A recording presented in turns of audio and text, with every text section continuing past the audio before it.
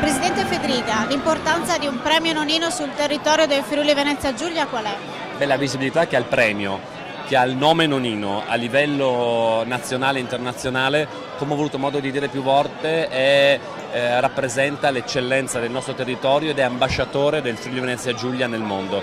Per questo anche la presenza delle istituzioni nella giornata di oggi vuole rimarcare questo connubio che c'è tra le grandi produzioni del Friuli Venezia Giulia e il Friuli Venezia Giulia stesso.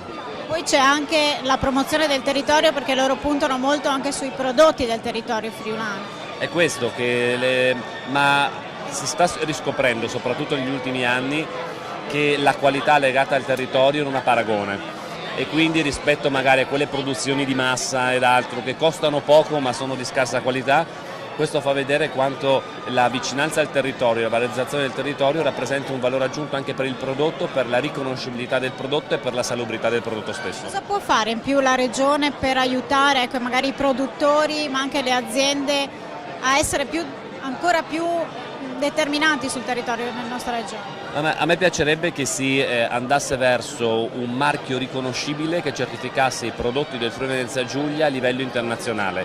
Mi piacerebbe che, ovviamente è un processo di marketing che richiede tempo, ma che una persona quando vede il marchio Friuli Venezia Giulia sa che dentro quel prodotto c'è qualità, c'è territorio e c'è bontà. Mi piacerebbe andare in questa direzione e l'assessore Zania sta lavorando in tal senso.